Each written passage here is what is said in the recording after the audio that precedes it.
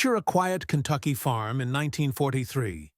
A teenage boy named Edgar Harrell is working the fields, but his mind is thousands of miles away, on the burning Pacific. He is 18, restless and proud. The war is calling him long before his number is.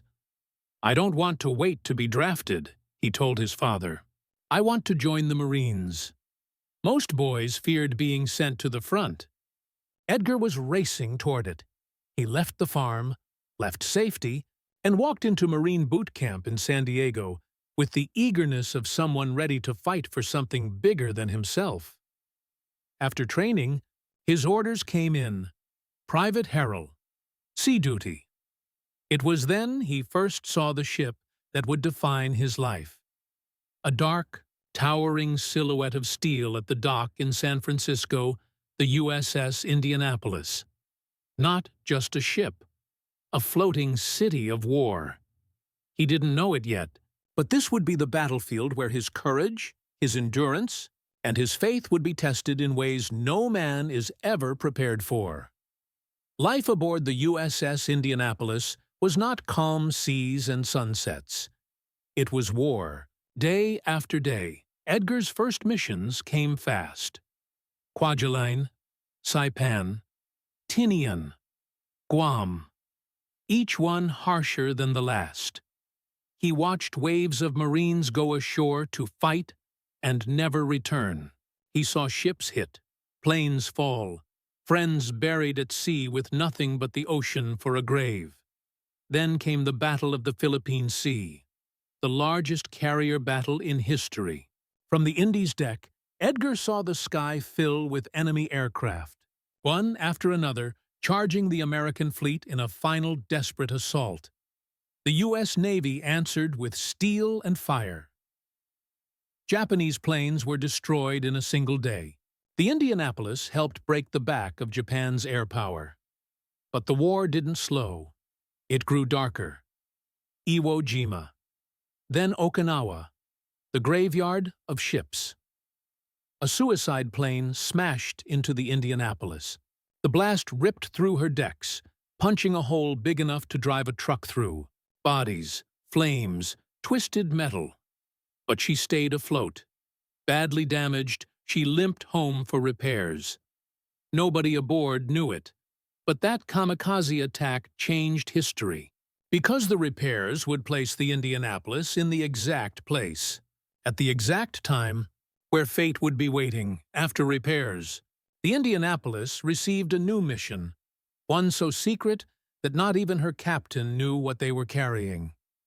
At the dock in San Francisco, two mysterious men arrived, pretending to be Air Force officers. With them came a metal canister locked inside a steel cage, and a massive wooden crate that Marines were ordered to guard at all times. When Corporal Harrell asked his superior what was inside, the officer simply said, "We don't know, but guard it with your life."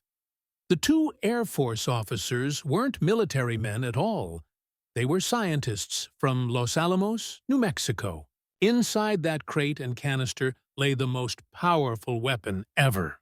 Built, the uranium core, and vital components of the atomic bomb that would soon devastate Hiroshima.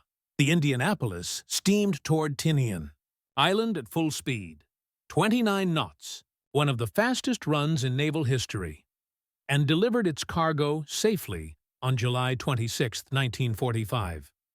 The crew had no idea they had just changed the world. With their mission complete, they were ordered to sail for the Philippines. No escort, no sonar, no warning. And out there in the vast Pacific, something deadly was waiting for them. July 29, 1945, just after midnight. The sea was calm. Most of the crew slept. Edgar had just finished his watch and laid down near the forward turret to rest. Out in the black water, a lone periscope rose, barely a ripple. Aboard the Japanese submarine I-58, Commander Hashimoto locked eyes on a ship steaming alone with no escort. He could hardly believe his luck. He fired 6 torpedoes. The first struck with a violent roar. Fire, steel, seawater blasting skyward. The second ripped deep under the number 2 turret, tearing off nearly 30 feet of the bow. Men trying to escape were burned alive, their skin peeling off on the red-hot bulkheads. The ship began to list, flooding fast. There was no power, no alarms, no radio distress call, only the captain's voice, screaming by lung power alone. Abandon ship! Abandon ship! Edgar gripped the rail. He prayed, not calmly, but through tears. He begged God to let him live. Then he jumped.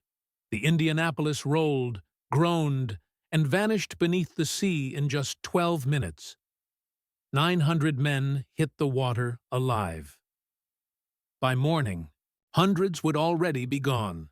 The water was black with oil. The night was filled with screams.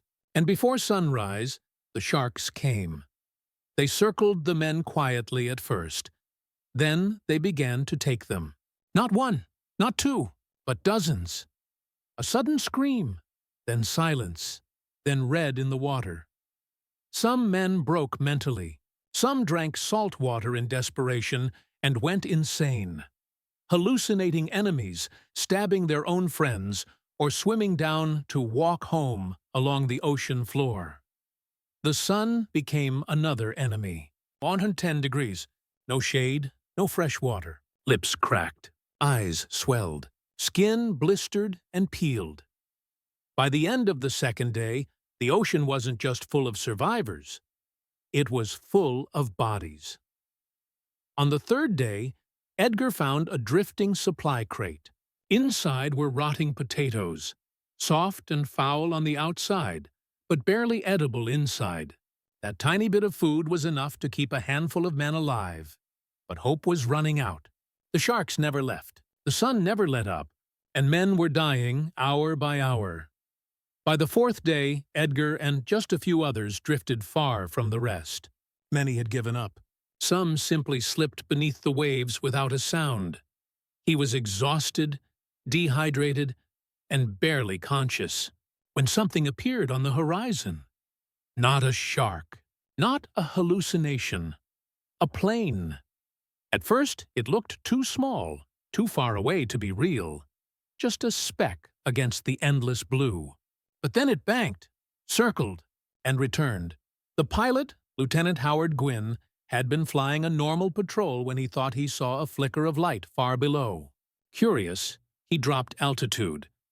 And what he saw froze him. Bodies, life jackets, oil-covered survivors, and sharks everywhere. He broke radio silence, a direct violation of orders, just to send one desperate message for help.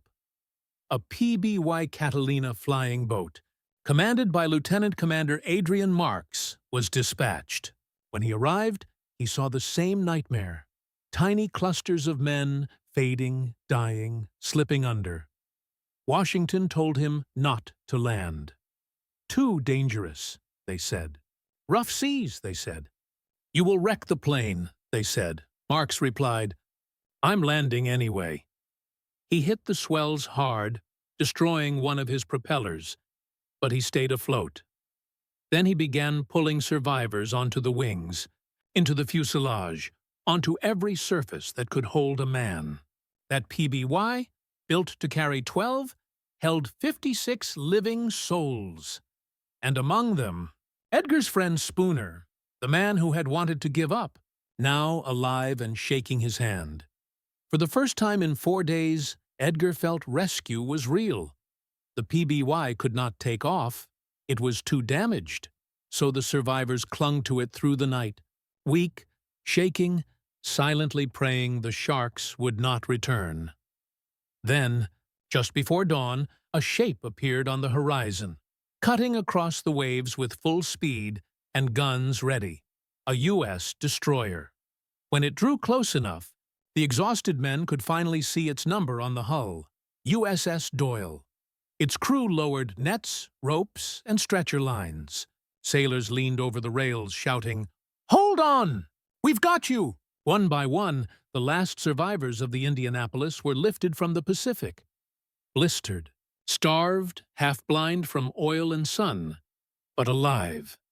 Out of nearly 1,200 men, only 316 would survive to feel a deck beneath their feet again. Edgar collapsed on board, barely able to stand. He wasn't thinking of medals, not revenge, not even the submarine. All he could feel was shock, relief, and grief for the hundreds he would never again see. He had escaped the ship. He had escaped the sharks. He had escaped death 4 times over. Now he had to learn how to live again. When Edgar finally returned to the United States, the war was almost over, but the heaviness in his heart was not. News of the Indianapolis had stunned the nation. The first reports claimed no survivors. Families believed every man aboard was lost. Back home in Kentucky, a certain brunette rushed to her mother, crying, "Mom, Ed was on that ship. They told the country, 100% casualties. No hope." But she didn't give up. She waited. When Edgar finally walked through her doorway, thin, scarred, and shaken, but alive, she didn't see a broken survivor. She saw the man she had prayed for. He loved her deeply. But he told her, "I'm not whole yet. I need time. I want to be worthy of you." She waited again. 2 years later, when his body had healed and his spirit had steadied, they married, 1947, beginning the life he almost never lived. A voice for the fallen in the decades that followed. Edgar did not hide his trauma. He shared it. He spoke in schools, churches, veteran halls, always honoring the hundreds who never returned. He wasn't telling a war story. He was testifying to survival. He lived to 96 years old, still thanking God for sparing him in waters where so many were taken. Every time he prayed, he remembered those 4 days, the screams, the sharks, the silence, and the mercy that saved him. His final message was simple. "Thank you, Lord. Thank you. I lived, and I remember them."